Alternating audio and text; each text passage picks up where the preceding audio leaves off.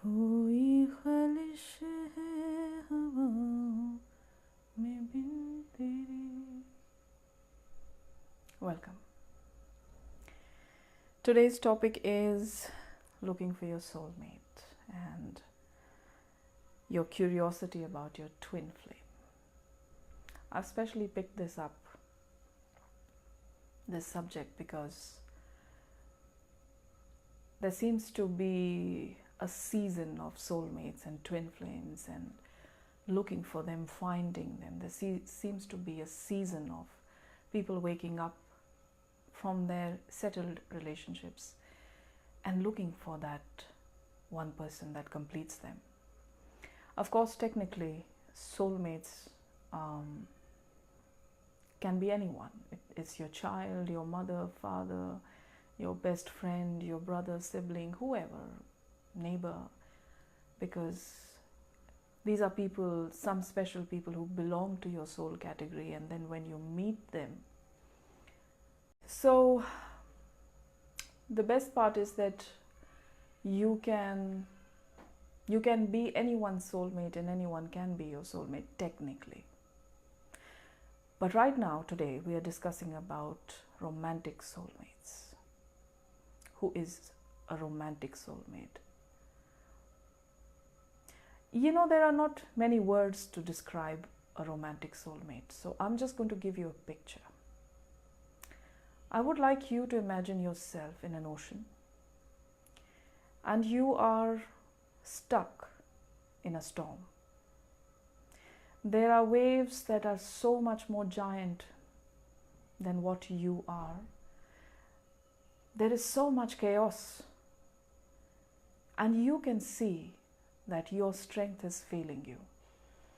There are forces at work that are so much bigger than you that you really have nothing inside you with which you can fight those forces. Slowly your muscles are giving in. Slowly your heart is losing hope. Slowly you know that there is nothing to fight for. And right in the middle of this despair, a hand reaches out to you. Your eyes meet someone's eyes. You find a shoulder and your heart matches with someone's rhythm. While there is absolute chaos outside, there is a storm that is tearing everything apart. You, within your heart, arrive home. You feel the safest you have ever felt. You are home. And you know there is nowhere to go from here. You feel complete, whole. And usually you need time to know if someone else completes you or not. You need analysis, pros and cons, to know if someone fits you or not. On the contrary, here, you know nothing about the person. You may or may not know anything about the person. Even if you know your soulmate as a person, and the realization, the vibration of soulmate takes place with the same person, you will see that it's not the person, it's not the personality that you have known so far. Your soulmate, that person who comes to you in that storm and holds your hand there. And when I say storm, I don't in any way mean to say that technically something has to be wrong in your life. There may or may not be something wrong in your life. I'm giving you an imagery to know what the essence of a soulmate is. What does it do to you? How do you feel when you receive your soulmate? So you feel complete even if you have not spoken to this person, even if you have not analyzed this person, even if you have not even known this person. And you even feel complete when you're not even fitting with this person. There may be a mismatch between your personalities, between your thinking, your mentality, the way you have grown up. But none of that matters. You're home, you're complete, you're whole, you're home, And most of all, there is trust in every single cell of your being. In every single molecule of your being, there is trust. Hi Dipti, welcome. And this trust is the same trust that you have in God. Not the institutionalized God, not the one that punishes you or rewards you. But that God, that is the light that has been with you in your darkest hours, in your darkest moments, that light is the same light, same trust that you have when you bump into your soulmate. Of course, this bump isn't accidental. You planned it. How I can describe it is like you place an order for a gift for yourself on your birthday on an online platform. And then you, on your birthday, receive, you hear the bell ringing, you assume it's the delivery person, you open the door, you see the delivery person, you see the packet, and there's an excitement. You know what it is, and yet you are excited.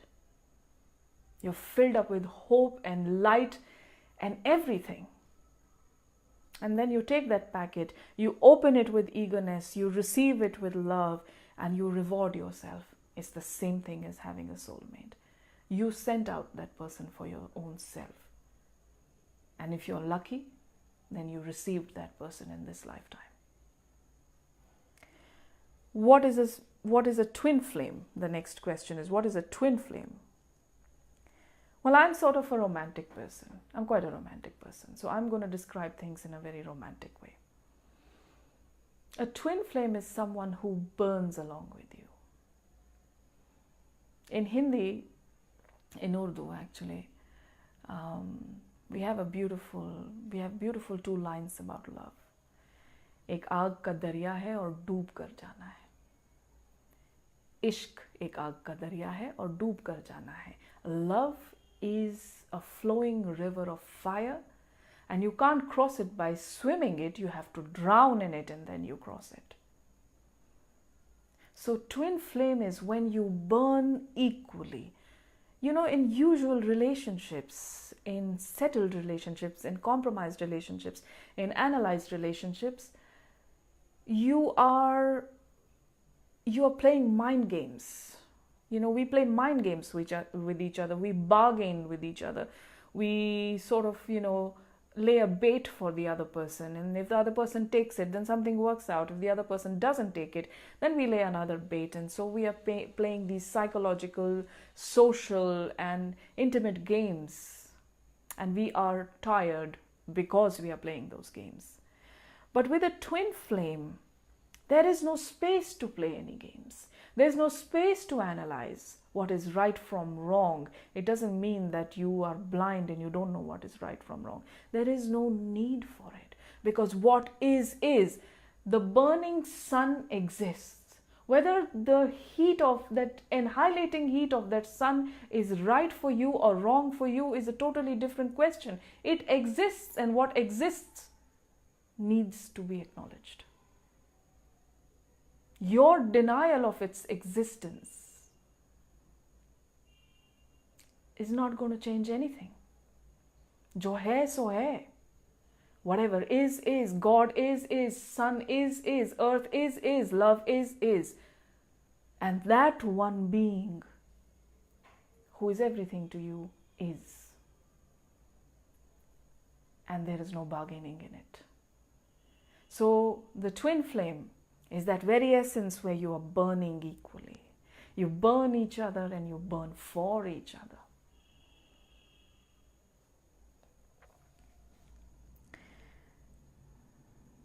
I think the time has come to live this kind of a love, to live this kind of burning. There are very few people who live this kind of burning. But we are lucky. We are living in times when consciousness, the collective, the individual and collective consciousness is constantly being sieved, and because of that our filtration is intense. And this filtration is causing us to look at our relationships because they are the primary connection to the universe. They are our primary playground with which we connect to God, to the source. And we are now looking at what our relationships are and how close do they bring us to God, to source, to that infinite source, to that unconditional love, to that state of being that is pure bliss. And now more than ever we are looking for our soulmates and twin flames. Why do we look out for such a being? To annihilate yourself. There is no logical reason behind love. Love does not make you, it breaks you. It breaks you down into a billion pieces till you become unrecognizable. Because that which is unrecognizable, that which becomes fluid, merges back into the source. Can you imagine if you are a hard, strong, very defined structure? Can you really merge into something? Not really. So can you merge back into your source? No. What if your source is an infinite, liquefied, undefinable, unfathomable, untouchable phenomenon? You being a very strict structure won't be able to fit in it, won't be able to flow back into it. But if you are annihilated, if you are nothing and no one anymore, it's easier to merge back into the source. Why do you think the great lovers of our time, the great inventors, the great philosophers, the great prophets, the great saints, the great enlightened beings, why do you think Meera was mad after Krishna? She didn't even have him in the physical form, and yet she was annihilated. Mansur al-Hajj was annihilated, and so he said, I am that I am. And this only the enlightened or the saints don't get to do. This you and me get to do. We get to do this, but we need to change our perspective about love. Love is not bargaining. Love has nothing to do with settling down. Love has to do with annihilating you, your personality, your structures, your securities into a billion pieces and becoming fluid. And then it takes you. You don't take love anywhere. Imagine, how do we get married? We get married with plans and ideas of where we want to take our relationship, where we want to take our marriage. And love, on the other hand, it says, you don't take me anywhere. I take you. And it takes you. So why you look for a soulmate, why you look for a twin flame, why you put that person there for yourself was because you are fed up of your structured self. You're fed up of your confines, your conformity. And now it's time for you to merge back into the source. But before you reach God, you have to have someone that you have worshipped like God. You have to have a taste of God in the physicality before you merge into the source. How to actually get one in life? Very easy. The example that I can give for this is, how do you ask a flower, what tips can a flower give you for attracting a honeybee? What does a flower do to attract a honeybee? It just simply blossoms to its highest potential without any agenda. In our current paradigm, we date, we analyze, we settle down in our relationships, we have formats and we play mind games. As I mentioned earlier, we have baits. But in love, all that doesn't work. You blossom. If you blossom, then that which you want to attract gets attracted to you. But you have to blossom for your own self. You cannot blossom, you cannot pretend to blossom, you cannot pretend to blossom for someone else. You cannot pretend you're blossoming, you cannot pretend to be good, because it's a matter, it's simple physics. One vibration attracts another vibration. If you look at, most people, in my time where I'm counseling people and I'm helping them meet their soulmates, I have seen that many people, most people, 99% of people who come asking, looking for their soulmate and working on themselves for their soulmate, have a clear-cut vision of what their soulmate is going to look like or be like or bring to them or create in their life. But not even once have they considered who are they going to be to that soulmate. We always think what that soulmate is going to bring to me. What kind of love, what kind of romance, what kind of help and support or whatever. But doesn't it work the other way around too? Am I not to be the person someone is looking for? So if you were looking out for a soulmate, would you like to find you? Is the question you should ask yourself. If you're looking for a soulmate, would I like me? If I was looking for someone, your majesticity has to blossom, your inner flowering has to take place so much for your own self, in your own innocence, without any agenda, so that that right person just finds, universally is guided to you. That is a very important thing to remember. So who are you being so that you could find, the soulmate could find you? Who are you being? The question is not where my soulmate is, how am I going to find my soulmate? The question is, who am I being so that the soulmate can find me? So where is your majesticity, your power, your delicacy, your innocence, your devotion for yourself, your honoring for yourself? Where is the goddess or the god that you are, so that you can attract a goddess or a god? And we are living in really lucky times right now, because we have a new breed of men and women. Men who don't see your shapes and sizes and hair and beauty and dresses and whatever. And women who don't see your pot bellies and receding hairline or whatever. But beautiful new breed of men and women who see your truth, who see your essence, and they are so much in love with that, and they help you become better people. As far as finding love is concerned, and as far as finding soulmates and twin flames are concerned, I don't think humanity has ever lived in a better time than this. So congratulations if you're looking for one. Just work on yourself. So as your homework, home exploration as I call it, or your task to prepare for meeting your soulmate. Question number 1.